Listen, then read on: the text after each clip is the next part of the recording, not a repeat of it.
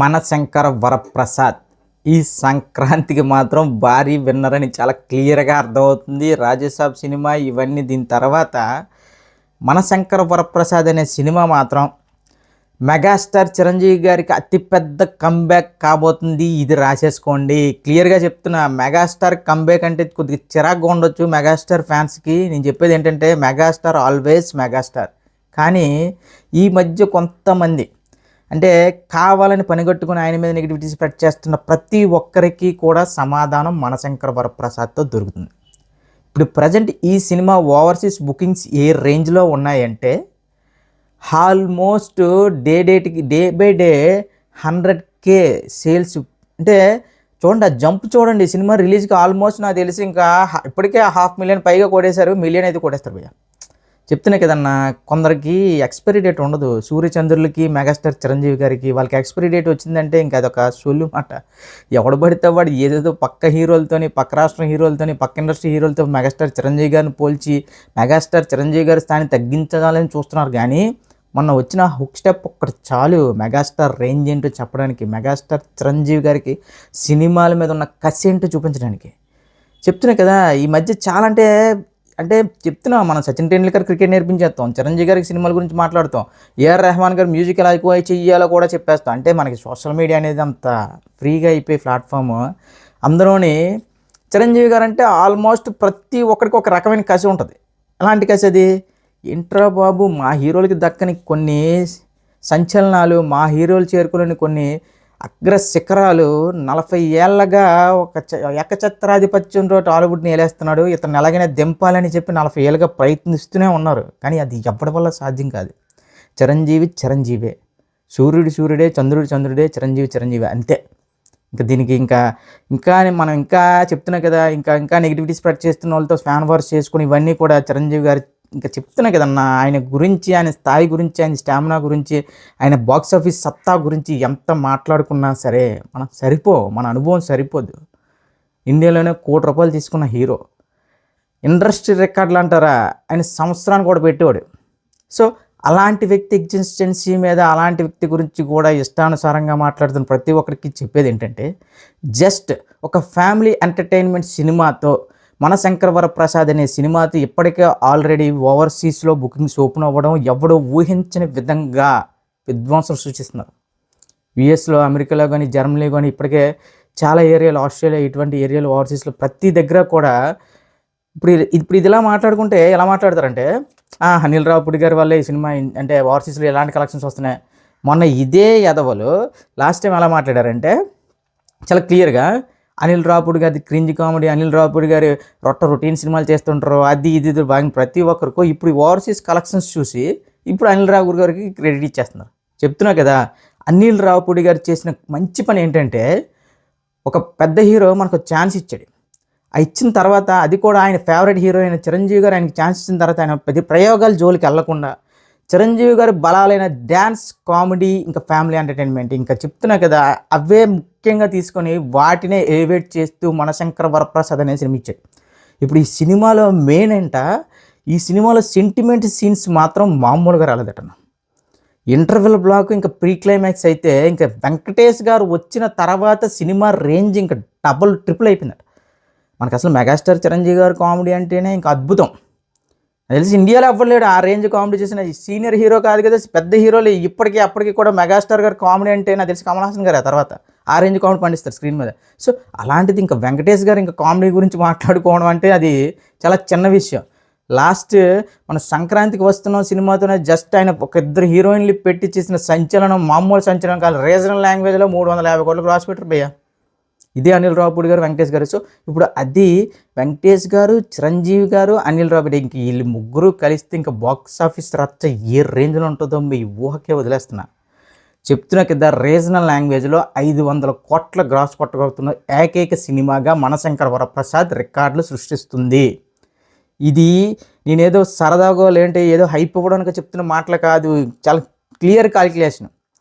అప్పుడు వెంకటేష్ గారే 300 కోట్ల వరకు గ్రాస్ కొడితే ఇంకా చిరంజీవి గారు ఎలా కొట్టాలి? అది సంక్రాంతి సీజన్లో.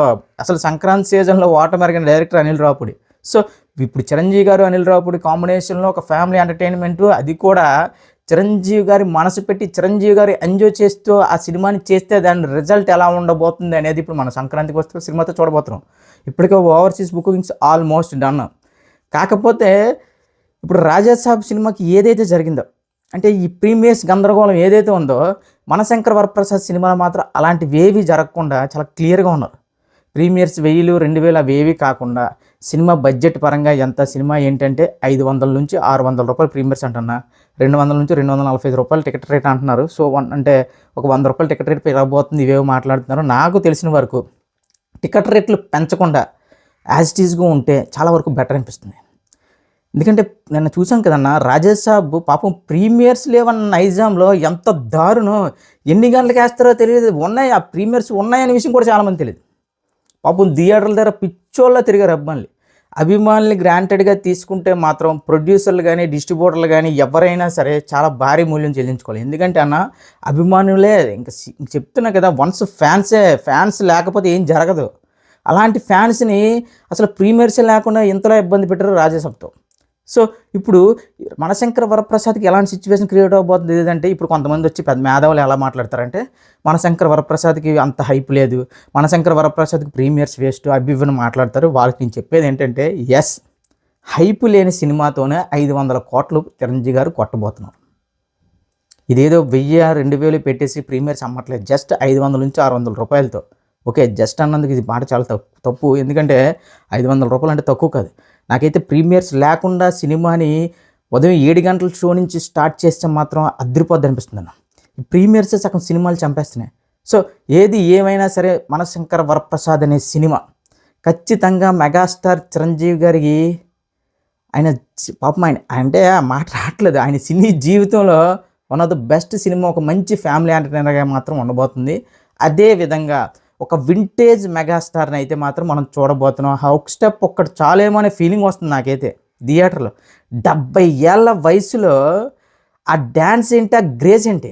ఎస్, వయసు పెరిగే కొద్దీ డ్యాన్స్ వేస్తుంటారు, ఓకే, కానీ ఆ గ్రేస్ ఉంది చూసారా, ఇంకా అది పోదన్నా. అది ఇంకా మెగాస్టార్ అనే వ్యక్తికి గ్రేస్, డ్యాన్స్లో గ్రేస్ పోవడం, ఆ సూర్యుల్లో వెలిగిపోవడం, ఇవన్నీ చందమామలో వెన్నెలిపోవడం, ఇవన్నీ కూడా జరగని పనులు. అవన్నీ ప్రపంచం అంతమైతే తప్ప ఇంక అలాంటివి జరుగుతుంది ఏమో. కానీ డ్యాన్స్లో ఉండే గ్రేస్ కానీ లిటరలీ ఇప్పుడు మన డాడీ ఏజ్లో కానీ వాళ్ళందరూ ఎలా ఫీల్ అవుతున్నారంటే, ఏంట్రా ఆయన ఏం చేస్తున్నాడు రా బాబు ఈ ఏజ్లో, ఆ డ్యాన్స్లు ఏంటి, ఆ గ్లామర్ ఎలా మెయింటైన్ చేస్తున్నాడు రా బాబు అంటున్నారు. సో ఇదే డౌట్ ఇప్పుడు మనం ఉన్న సోకాల్డ్ హీరోస్ ఎవరైతే ఉన్నారో చాలామంది ఆ లుక్స్ మెయింటైన్ చేయలేక ఇష్టానుసారంగా ఉంటున్నారు. నిజం చెప్పాలంటే ఇప్పుడు చిన్న హీరోలు చాలామంది ఇప్పుడు మెగాస్టార్ చిరంజీవి గారు లుక్స్తో పోటీ పడగలరంటే పడలేరు, అలాంటి లుక్స్ మెయింటైన్ చేస్తున్నారు మెగాస్టార్ చిరంజీవి గారు. సో ఇప్పుడు ఈ సినిమా మనశంకర వరప్రసాద్ అనే సినిమా మాత్రం ఖచ్చితంగా రీజనల్ లాంగ్వేజ్లో ద బిగ్గెస్ట్ సినిమా కాబోతుంది. అసలు చిరంజీవి గారు నిజంగా ఇదే అనిల్ రావుడు అనుకుంటే ఇంకేదో వేరే కాదు, ఏదో పెద్ద పెద్ద ఆలోచనలతో ఏదో ఎక్స్పెరిమెంట్లు వేసేయచ్చు. కానీ చాలా క్లియర్గా నిర్మాతల సినిమా రిలీజ్కు ముందే లాభాల్లో పెట్టాడంటే అనిల్ రావుపూడి గారు ప్లానింగ్ చూడండి.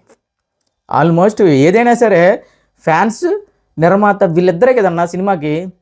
ఫ్యాన్స్కి సినిమా నచ్చాలి, ఇంకా నిర్మాతకి డబ్బులు రావాలి. అలా కాకుండా ఏవో ఎక్స్పెరిమెంట్లు చేసేసి ఇవి చేసేసి అవి చేసేసి అవన్నీ అంత ఓపిక లేవు భయ్య. ఎందుకంటే మీరు ప్రీమియర్స్తో మమ్మల్ని పిండేస్తుంది చాలు, మాకు మా ఫ్యాన్స్కి ఆ ప్రీమియర్స్ అనేవి తీసి పారదొబ్బి 7 గంటల షో నుంచి అయితే సినిమాలు మొదలు పెట్టండి.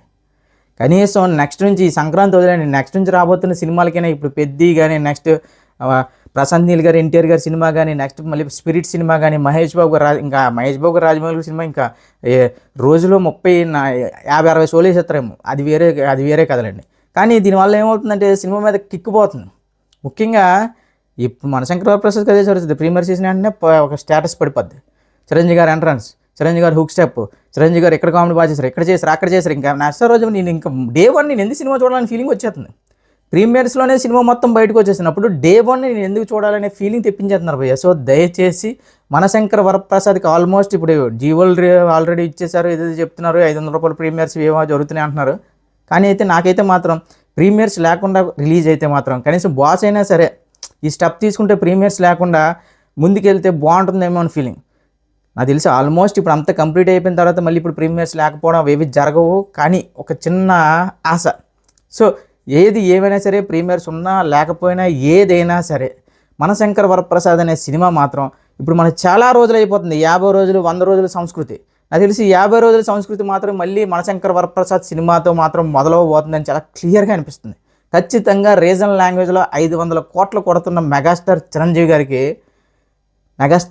గారి ఫ్యాన్స్కి చెప్తున్నా కదా, ఇప్పుడు వరకు ఎవడెవడ ఏదేదో వాగిన ప్రతి ఒక్కరికి కూడా ఖచ్చితంగా మనశంకర్ వరప్రసాద్ సినిమాతో మెగాస్టార్ చిరంజీవి గారు అయితే సమాధానం చెప్తారు. అసలు చిరంజీవి గారు సమాధానం చెప్తారనే మాటే నాకు నచ్చట్లే. కానీ ఇప్పుడు కొద్దిగా అంటే కొంతమంది సింహం రెస్ట్ తీసుకునే టైంలో కొన్ని ఈ నక్కలు కుక్కలు ఈ జింకలు అవి కొన్ని డ్యాన్సింగ్లు చేస్తుంటాయి. ఆ డ్యాన్సింగ్లు చేస్తున్నప్పుడు ఖచ్చితంగా ఇంకా సింహం అనేది వేటకు రావాలి. ఇప్పుడు ఆ సింహం వేటకు వచ్చే టైం అయింది.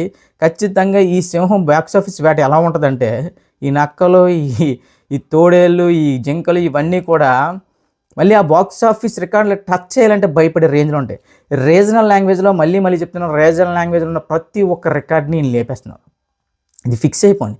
మనశంకర్ వరప్రసాద్ అనే సినిమా ఎలా అయిపోయిందంటే జనాల్లోకి, మా అమ్మగారు కానీ ఇంకా ఎలా మాట్లాడుకుంటున్నారంటే, ఒక యూత్ కనెక్ట్ అవుద్దామని పక్కన పెడితే, అరే సినిమాకి తీసుకెళ్ళరా, చిరంజీవి గారి సినిమా వస్తుంది, బాగున్నారా, ప్రమోషన్స్ సాంగ్స్ బాగున్నారా, ఇదే అంటే ఆ టైప్ ఆఫ్ ఒక మైండ్ సెట్ని క్రియేట్ చేస్తున్నాడు అనిల్ రావుపూడి. నిజంగా భయ ఆయన ప్రమోషన్స్కి మాత్రం హ్యాట్సప్. సో ఇంకా చిరంజీవి గారి సినిమా అంటే ఆటోమేటిక్గా డే 1 ఆల్మోస్ట్ పెట్టేస్తారు ఆల్ సెంటర్లు. ఇప్పుడు అలాంటిది ఒక ఫ్యామిలీ డ్రామాతో అంటే మీ ఊహకి వదిలేస్తున్నాను. మళ్ళీ చెప్తున్నా, ఇప్పటికీ ఒక 10-20 వీడియోలు అయినా సరే చేసి ఉంటా. మనశంకర వరప్రసాద్ అనే సినిమా మాత్రం రీజనల్ లాంగ్వేజ్లో 500 కోట్లకు పైగా కొల్లగొట్టబోతున్న సినిమా. బాస్ స్టామినా ఏంటి అనేది కొన్ని దశాబ్దాలు మాట్లాడుకుంటారు. కేవలం ఏంట్రా చిరంజీవి గారు ఒక ఫ్యామిలీ ఎంటర్టైనర్ సినిమాతో ఈ రేంజ్ ఇంపాక్ట్ ఇచ్చారని మాట్లాడుకుంటారా? ఇది ఇంకా చెప్తున్నా కదా, మీరు రాసుకుంటారో ఇంకా స్టాంపులు వేసుకుంటారో ఏదైనా చేసుకోండి. మళ్ళీ మనం మాట్లాడుకుందాం. మనశంకర వరప్రసాద్ అనే సినిమా మాత్రం రీజనల్ లాంగ్వేజ్లో ఇప్పటికి ఒక 10 సార్లు చెప్పుంటా, ఏ రికార్డు మిగలదు.